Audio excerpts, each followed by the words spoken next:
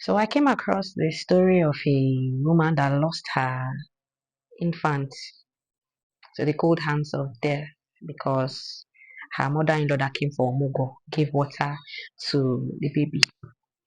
Even though the lady did not subscribe to that, and well, the mother-in-law did because it's the tradition of her family to give a baby water. According to her, breast milk was not enough for the baby. The woman was too shy. The lady in question was too shy, or she was afraid of hurting or confronting the mother-in-law. So she couldn't say anything. She couldn't speak up. The African tradition. She's such a mother-in-law, and all hell will break loose. So she didn't say anything. And the mother-in-law eventually gave water to this baby. And this baby started convulsing. This baby went into coma and eventually died in the hospital. I am angry at the situation because um, we tend to hold on to things. As mothers, we have this instinct of what is right for our child, for our children. As parents, not just mothers, we tend to have this intuition about what should not be for our children. But because we do not want to anger anyone, we do not want to upset anybody, we allow traditions, certain things just play out. Some cultures will say uh, you must circumcise a female child, and even the women that are married into the family, they must circumcise them if they are uncircumcised. I mean, they're from other tribes. And we tend to just keep quiet because tradition says this, tradition stipulates that we do this or that. Now, that woman lost her child because of tradition. How many more children do we have to lose because we are afraid of relationships?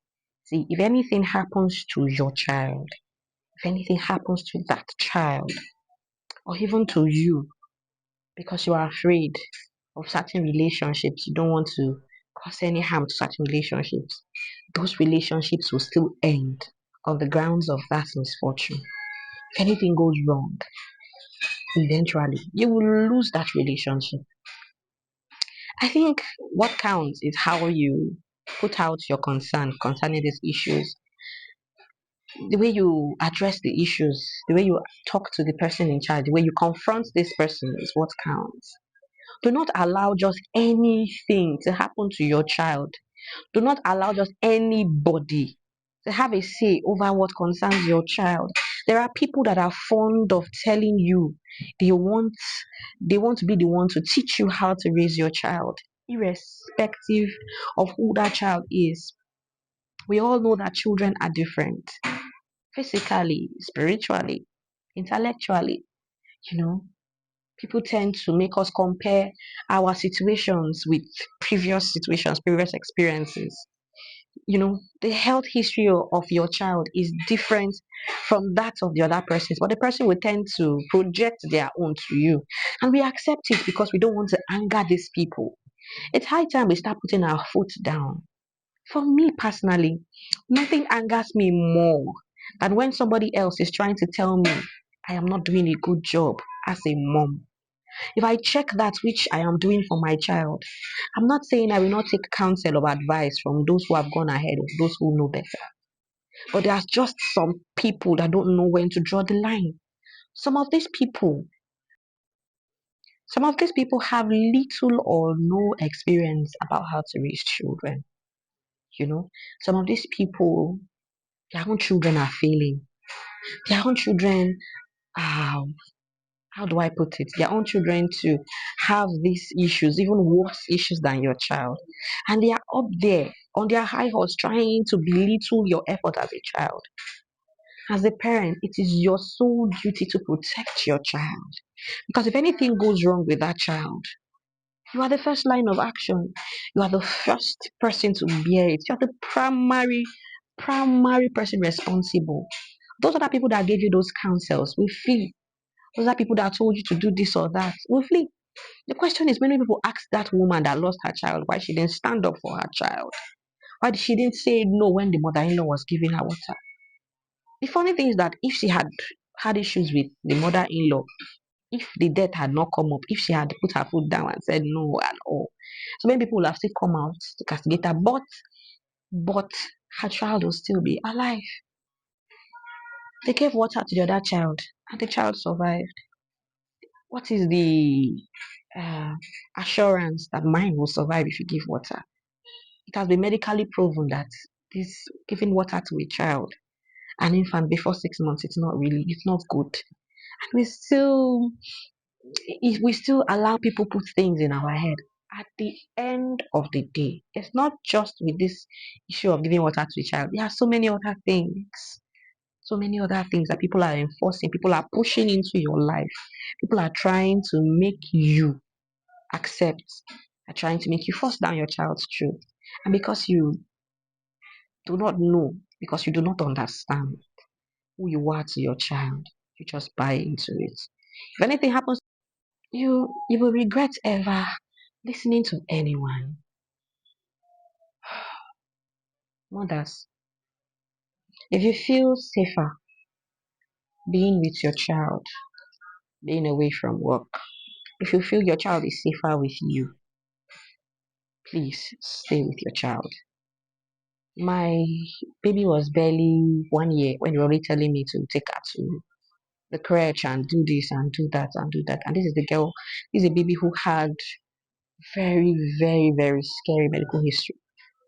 Somebody that doesn't even know how much you have fought, how much you've cried at night, how many sleepless nights you've had, who doesn't know the history of your child, who doesn't know how long you've prayed for that child, how long you waited for that child, will come and tell you this is how it should be done. I'm not telling you not to take advice from people, but weigh the things, weigh it well. Make sure it's in favor of your child before you buy into it. Or else you will tweak and tweak and tweak and retweak the character of your child until the child loses himself, until the child no longer has an identity. Children are individuals and should be treated as individuals. Master the art of saying no. Don't be a people pleaser just because you don't want to offend anybody and you end up destroying your child. Master the art of saying no. Suspect everybody when it comes to your child. Suspect everybody. Nobody is safe. Nobody is free when it comes to your child. Except you don't value that child. Be unapologetic about the decisions, about deciding for your child.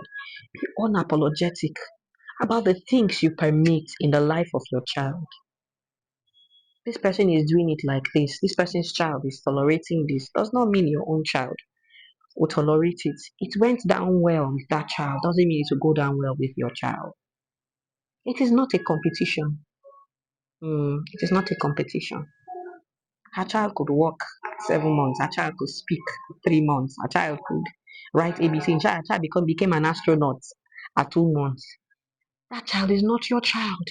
Every child is peculiar, they are unique in their own ways. Except it is something that requires medical attention. Please don't let anybody pressure you into making decisions that will not favor your child. Make sure you test the decision and ensure it favors your child before you accept it. Master the act of saying no. Master it. No, no, they keep person. No, no, no, no, they keep person. Yes. Let me know what you think. This is just my own opinion. Let me know what you think. Please like, share, subscribe. I'll see you in my next video.